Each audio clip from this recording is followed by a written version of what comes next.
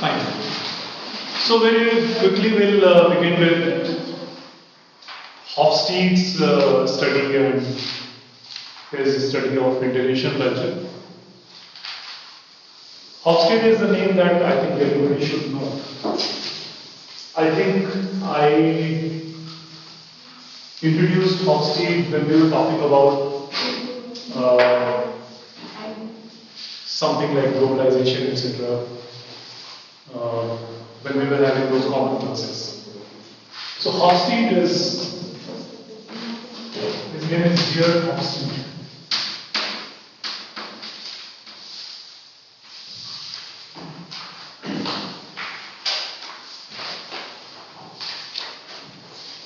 Hofstede is basically an anthropologist, and he studied culture. And I think I told you the names of some of his books.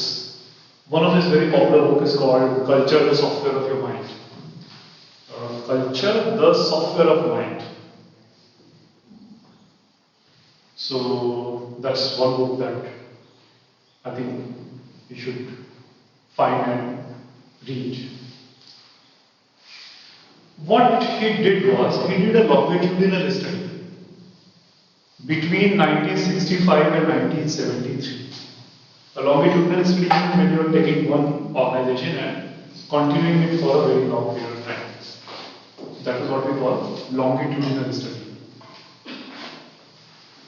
So he conducted his research between 1965 and 73, almost 8 years, in a single organization, that was IBM Europe.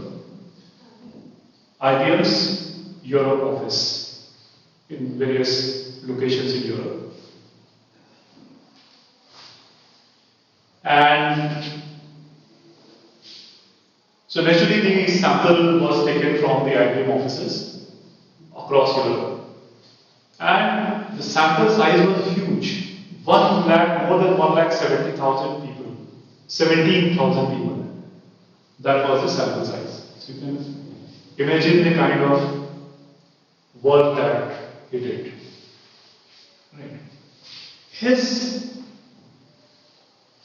idea was to study, or rather to find common dimensions of culture across the world. Instead of saying that a country has this culture and another country has this culture, he said that instead of saying or differentiating countries on the basis of cultures, we can find some commonalities, some dimensions which are common across all. In fact, he said that all the dimensions are there everywhere. It is only the degree to which these dimensions are prevalent. You know, in some country, a particular dimension is less in degree, and in some country it is higher in degree.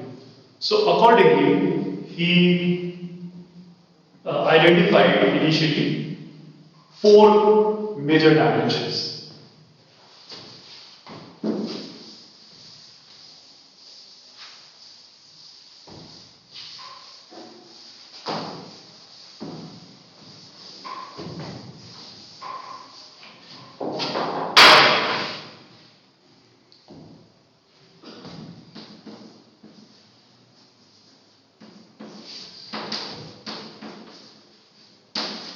Power distance,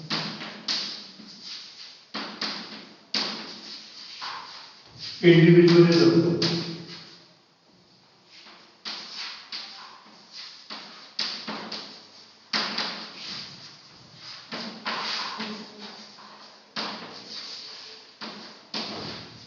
uncertainty avoidance,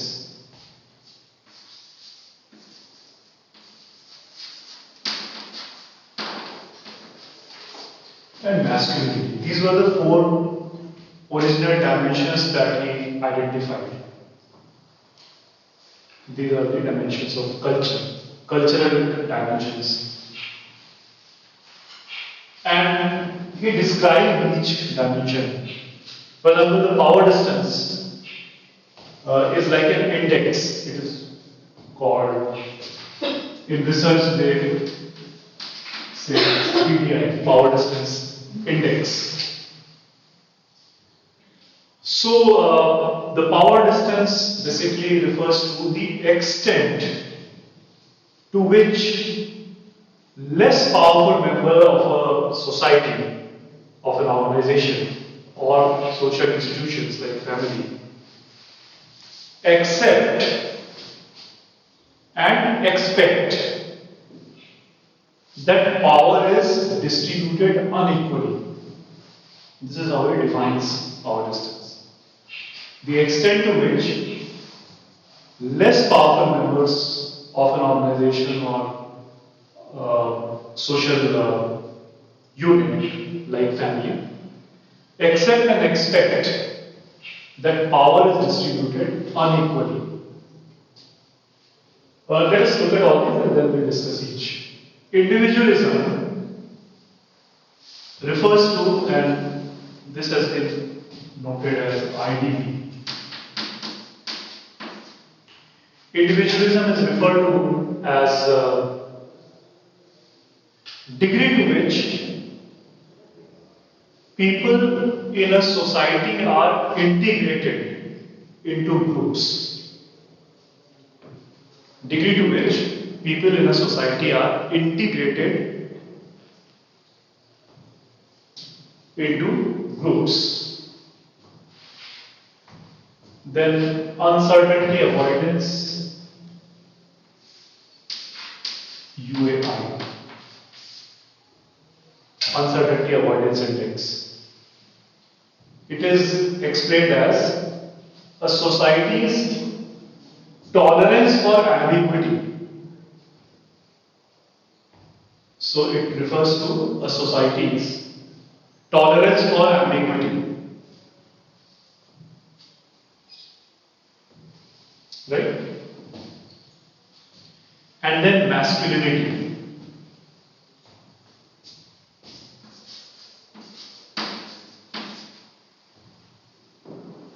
Masculinity. Masculinity is described as preference in society for achievement,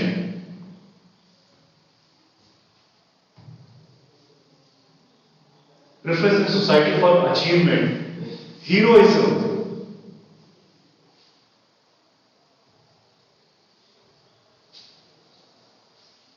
assertiveness, heroism, assertiveness, and material rewards for success. And material rewards for success. So let us begin discussing these four terms. Power distance. As you can see, what we explained, that it is the extent to which less powerful members accept and expect that there is an unequal distribution of power. Now, what does it really mean? Let us say that there is a country which is high in terms of power distance index and another which is low in terms of power distance index.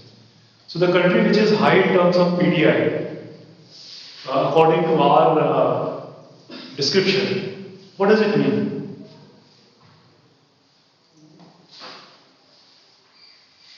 Anyone? Just go through what we just discussed, what we just described, and what does it mean for a high power distance index country and a low power distance index country? Any idea? Sorry. Sir India में हमारे यहाँ unequal power distribution होता है. नहीं, हमारे यहाँ तो हम क्या कहेंगे, हम इसको बोलेंगे लो पीडीआई और हाई पीडीआई. सर हायर नीचे जहाँ ज़्यादा होगा unequal distribution, power distribution. You read the description, the extent to which less powerful people accept and expect that there is an unequal distribution. ठीक है? Now you try to see what we are discussing.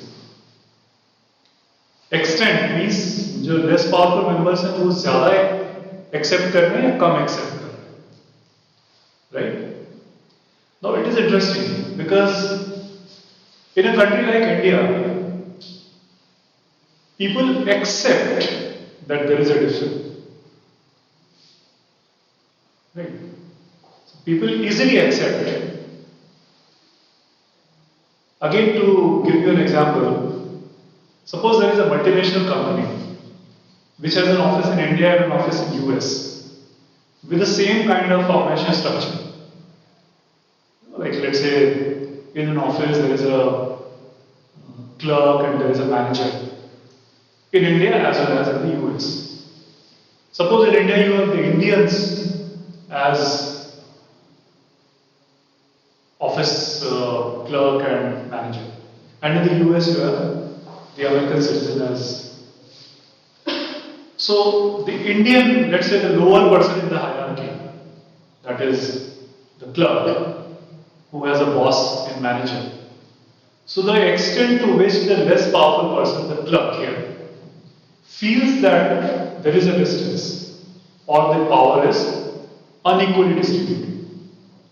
Now, there are two terms we are talking about here: accept and expect. Not only it is accepted easily, but also it is expected also. Right? It is accepted as well as expected. So, and again in a US situation where okay, how is power in this case accepted in our organizational relationship? How will it be accepted? In any organizational setup, for example, even in a classroom, the teacher and the student situation, how do we accept and expect the relationship to be like?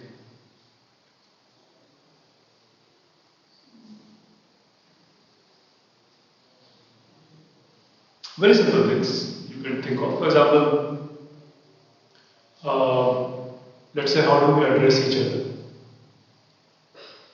So a clerk will always, in India, a clerk will always call his boss sir or ma'am.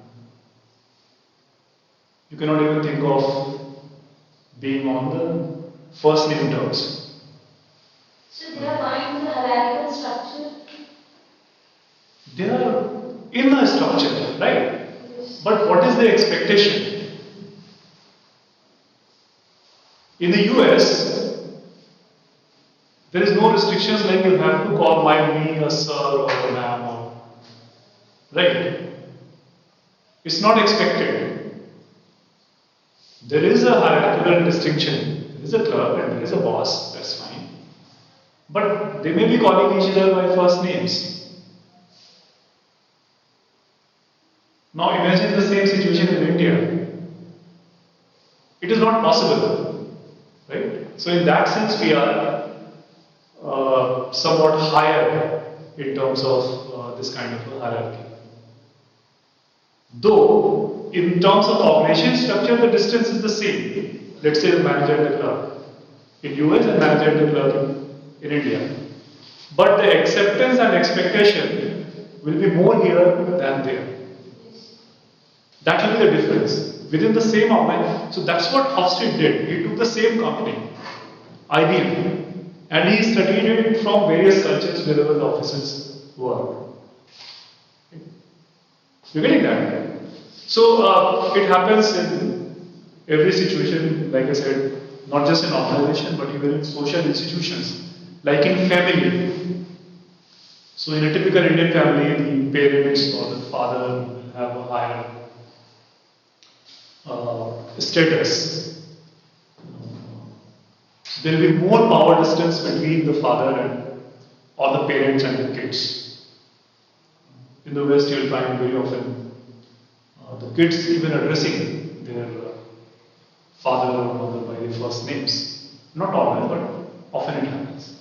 And this kind of distance that is accepted and expected. Things like touching feet and all those things. That is very typical in India, that probably is not there in many other countries.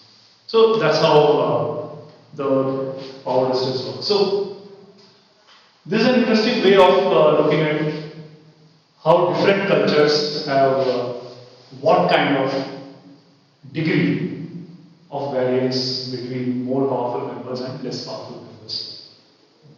In India, I have seen people, not just in the families, but even in organizations, people touching feet of their bosses. That's a typically Indian thing. I don't know where it comes. In professionally managed organizations, I've seen that. So that is what is PTI. The individualism, as again you see what we described, the degree to which people in the society are integrated into groups. So there will be less individualistic people and high individualistic people. So another explanation to this individualism index is that the extent to which or the degree to which people in a society care for themselves and their immediate family. Now the concept of family varies again from culture to culture. Immediate family. Now who is immediate? Again, that definition of family will vary from country to country. In India, who is the immediate family members? And in the US, who is the immediate family members? So, for example, from the Western concept, the immediate family members are only the spouses and kids. In India, they would add parents as well as siblings. So we'll have somewhat bigger concept of immediate family. So if you talk about your immediate family, you will say, okay, I have a brother and a sister, and I have parents, and I have a husband or a wife and kids. So that would be the immediate family. But from the Western thing, it will be only the person, the spouse, and the kids. That's all. There's an interesting case here where, not one case, in fact, it happened with many companies in India. When all these Silicon Valley companies started having their offices in India, in Bangalore, and other places. So there was a problem related with health insurance for their employees. What is the coverage of health insurance? So typically in an American organization, it would be for you and family. And the definition of the family was kids and spouse. But in India, it would also add. So initially there were problems because many of the employees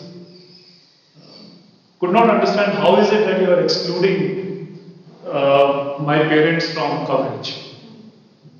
So later on, these companies added the parents also in the family. So later on, they started covering the parents also. So again, a small thing, but that was the cultural difference. Initially, the companies did not understand that in India they have to add. Maybe they are charging more as premium, but they have to add. Otherwise, from the Indian context, it's not there. So individualism in that sense, how much we are integrated in a group, in a society. So in countries, people are less integrated. Less integrated means more individualistic.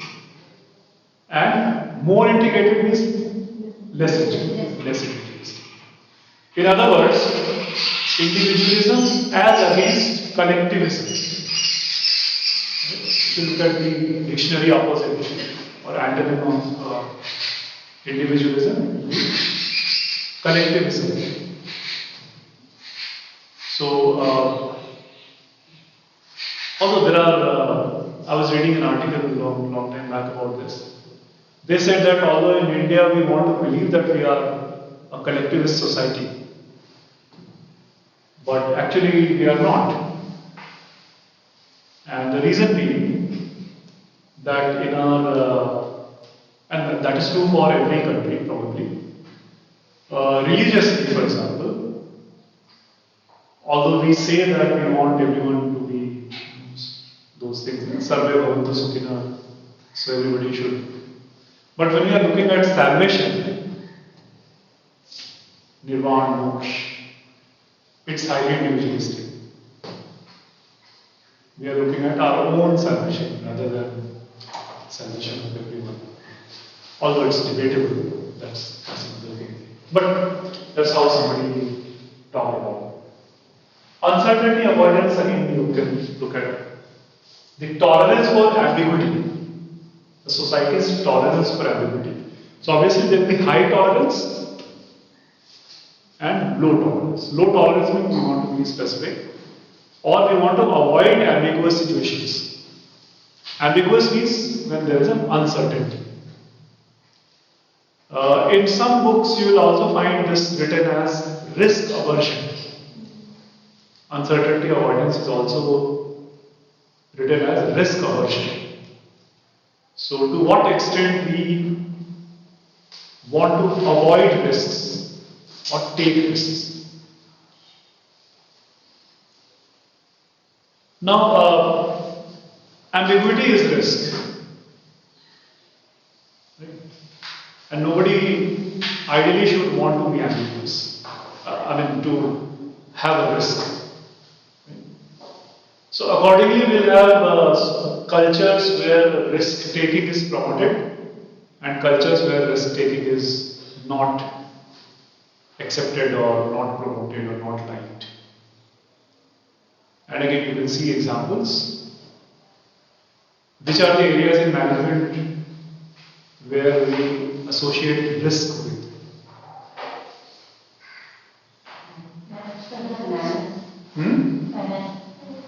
Finance and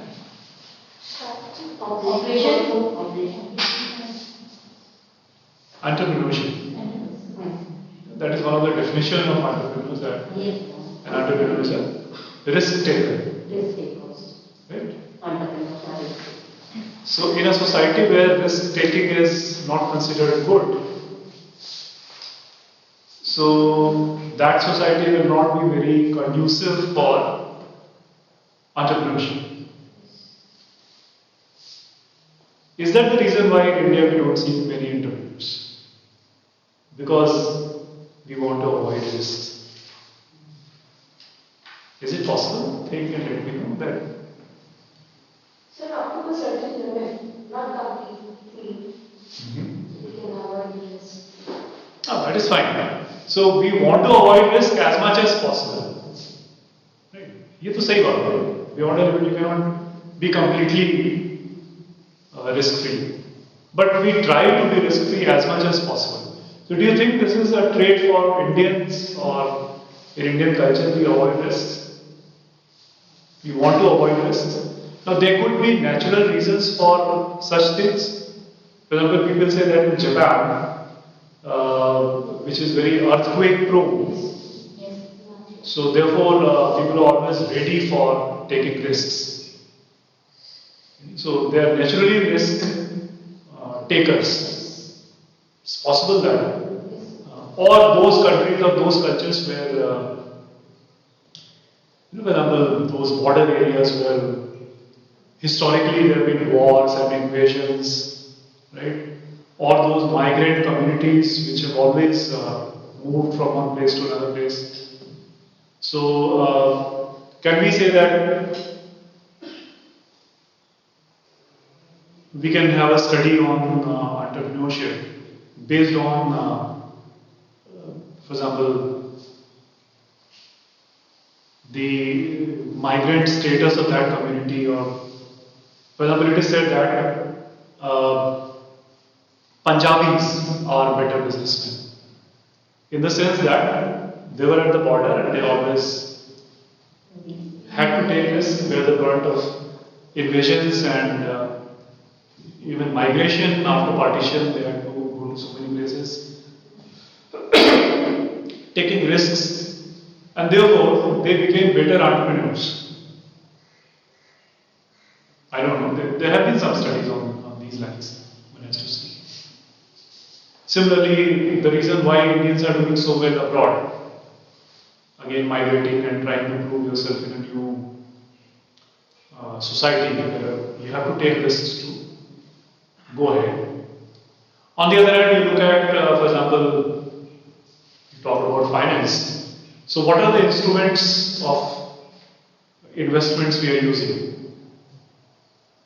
Right? There are high risk instruments and there are low risk instruments. How many of Indians are investing in stock markets? Buying gold, buying property, or just keeping fixed deposits, or simply having a savings account, or keeping cash at home. So, assuming stock market is the highest risk category and followed by mutual funds, followed by fixed deposits. Of course, property and gold are very low risk and low gain, high risk and high gain, as we talk about. So, that could be another way of looking at what a society is after, what a culture, what modes of investment are preferred in a culture. Similarly, employment, being an entrepreneur is a very high risk thing, and getting a government job is a very low risk thing. So that is why if there is a peons vacancy, then every day there is a newspaper report that PhDs and MBAs and BTechs are applying for a peon's job. So that would mean that people feel that it's a very secure thing, low risk thing, at least a minimum monthly income will be there. So that's better for us. Right? Instead of taking risk and getting into. So, government jobs over private jobs and salaried jobs over entrepreneurship or having your own business. So, all these things can be there. So, once again, we can look at countries and cultures with high risk and low risk. And masculinity, the preference in society for achievement, heroism, material possessions, assertiveness, etc. So, material reward for success. Some people have criticized the use of the term masculinity here, but well, usually these traits are associated with masculinity, so that is why the term masculinity. Although it's not about men, but masculinity as a trait itself. So it could be even women showing the traits. They may also like to follow heroism or material rewards, etc. So again, in a society, these things would be prominent. So high masculinity index and the vice versa thing. In other words, we can call it femininity if we have to give a juxtaposition to masculinity, it would be femininity. And that would be defined in the reverse way.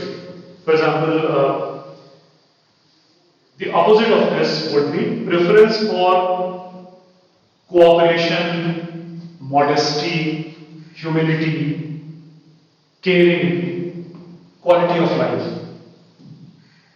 These are some of the traits of low masculinity or femininity. Quality of life, caring, cooperation, modesty. So, with high masculinity index, people are flaunting their wealth, their possessions. They are assertive. So, something like competition instead of cooperation. That is a feminine trait here. So, these are the four dimensions originally identified by Hofstede. Later on, Hofstede added two more dimensions. Actually, there is here's a site. It's called Hofstede.com. He runs this site. you should go to the site and download some of the articles that is published. It's very interesting site. So the two more dimensions he has added here are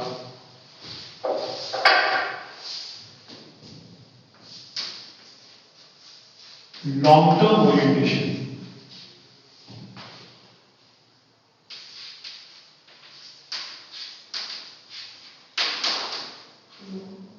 Long-term orientation and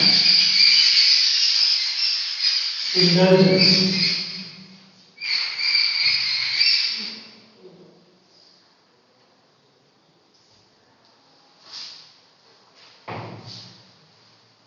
Long-term orientation and indulgence.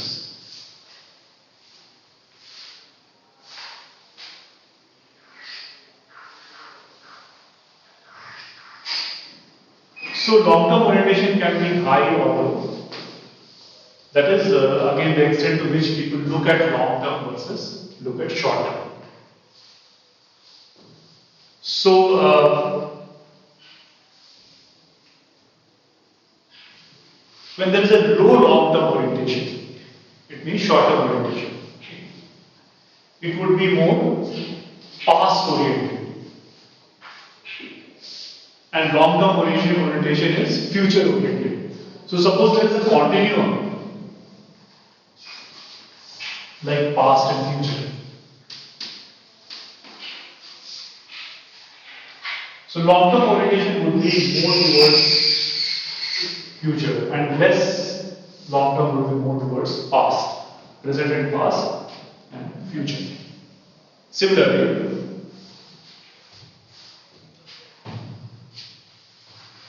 less long-term orientation would be a continuous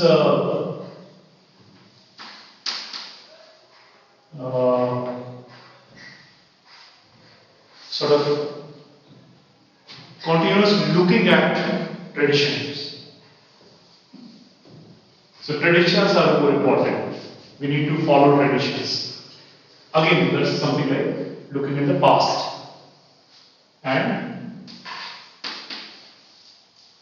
adaptation.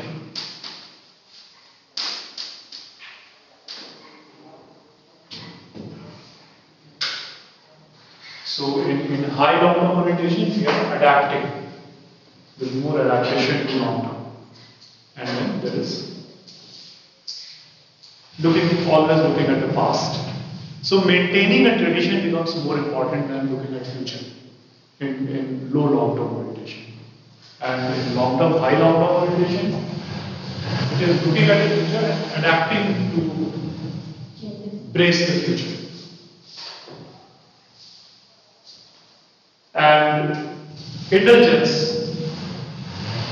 has been described as degree of freedom. It is a degree of freedom for people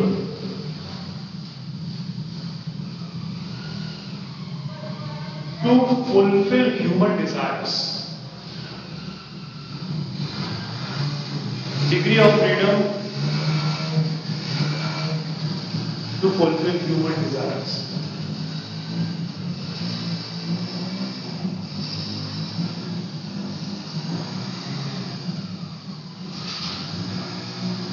So, high degree of freedom and low degree of freedom.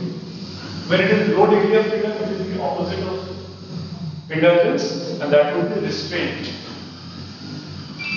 Restraint and high degree of freedom.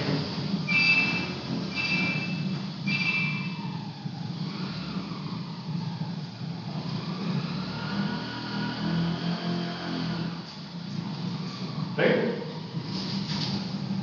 So once again, if there are any desires, they need to be fulfilled here and now.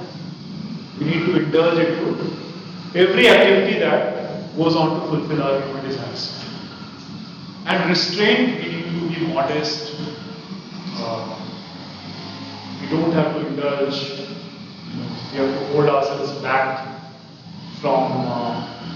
indulgence. We have to restrain ourselves. Pain is better, suffering is better. Similarly, things like sacrifice. So in certain cultures, sacrifice is considered to be a very sacred thing. You need to sacrifice. Sacrificing for others. So sacrificing versus being not sacrificing or being selfish. That is the opposite of sacrifice. Selfishness versus sacrifice. So if you're indulging, you are being selfish. That is, and if you consider selfish as a negative word. There is an interesting book you should, if you can, you should read. It's called The Virtues of Selfishness, written by Ayn Rand. Have you read any of the Ayn Rand books ever? Ayn Rand. I hope you've heard of her. Ayn Rand. इनका नाम सुना आपने कभी? She is a Russian born, but settled in the US during 1920s, 28, 29. She fled from Russia and settled in the US. And she is a proponent of what we call logical positivism as philosophical term. So she wrote a lot about positivism and logical positivism. And she wrote many types of books. Her novels are very popular actually. And bestsellers actually. There are two novels and three that are very, very popular. One is called The Fountainhead. That's a very popular book. Millions of copies are sold every year even now. It was written way back in 40s. There's another novel she's written called Atlas Shrugged. And then there's a short novel called Anthem. Anthem is a dystopian kind of book. Like, if you have read 1984 by George Orwell, so it is something like that.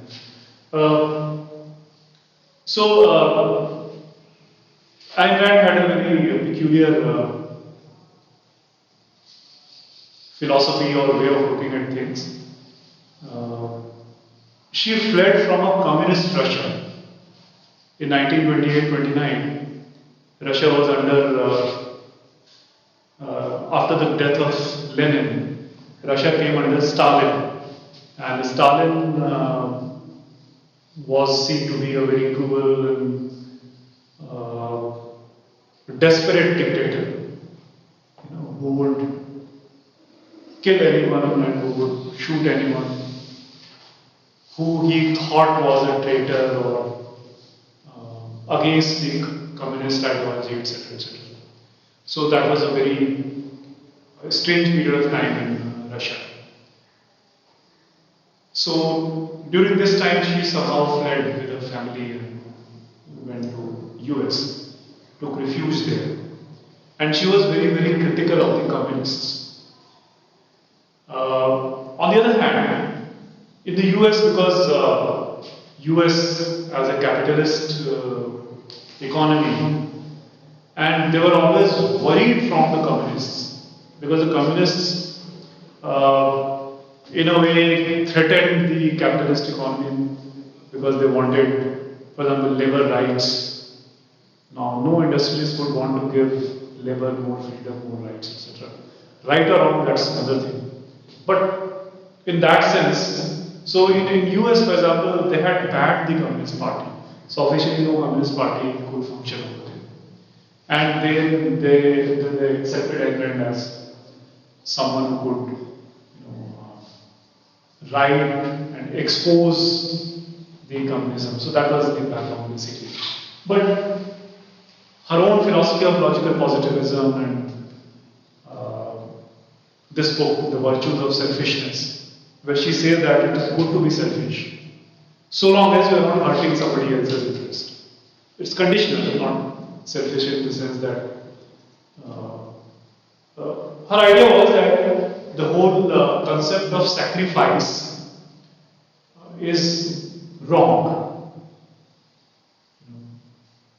There is this concept called the greater common good.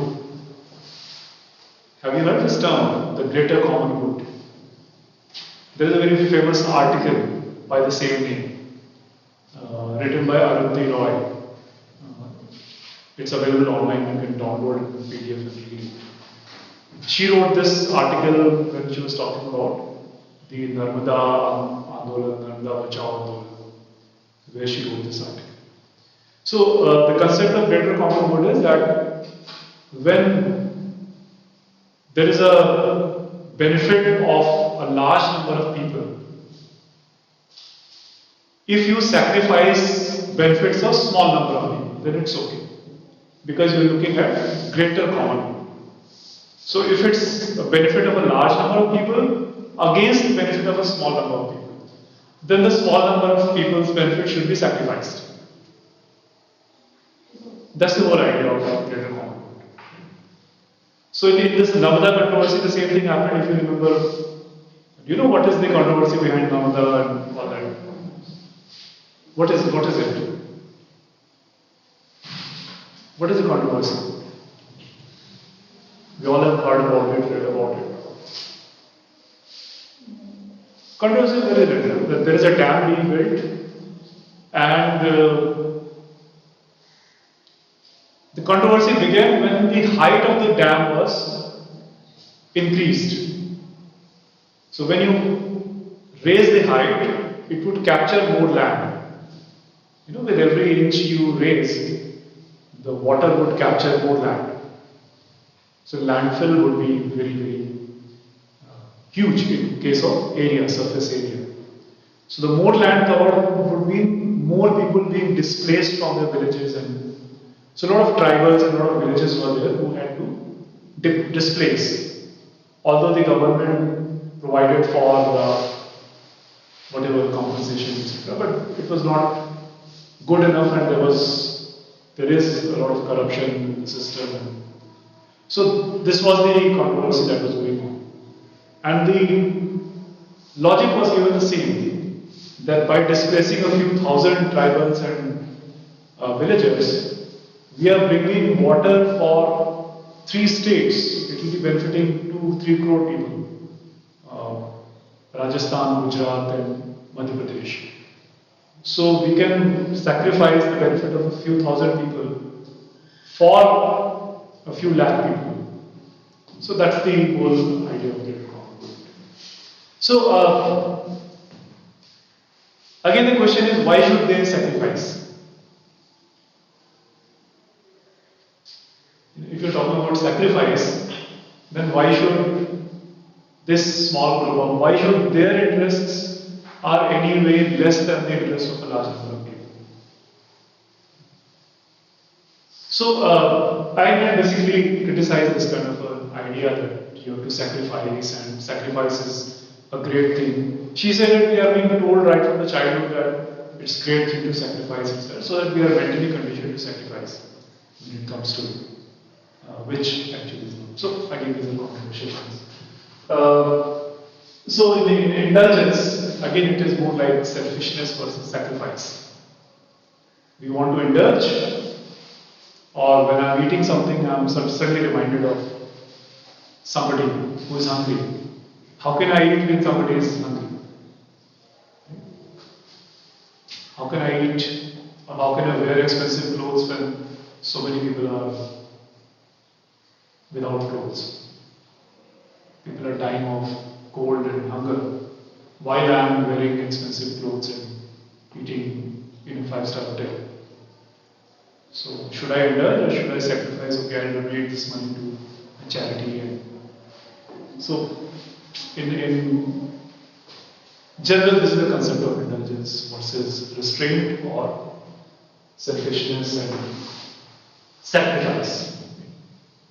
So this was Hofstede's research, and the research is continuously going on. Uh, Now he has a team of researchers working everywhere, and they publish these indexes every year. So there are some changes also. For example, in India, you can see that we observe that there's been a change in many of the indices over the years. For example, now we can say that okay, we are not as much sacrificing as we used to be earlier, or we are more indulgent than probably before, or we are more individualistic now than probably before, and so on. So naturally, as we discuss, culture is dynamic, so things will change in whichever direction. Right? So this was about Hofstede and his research. You know how to put it up?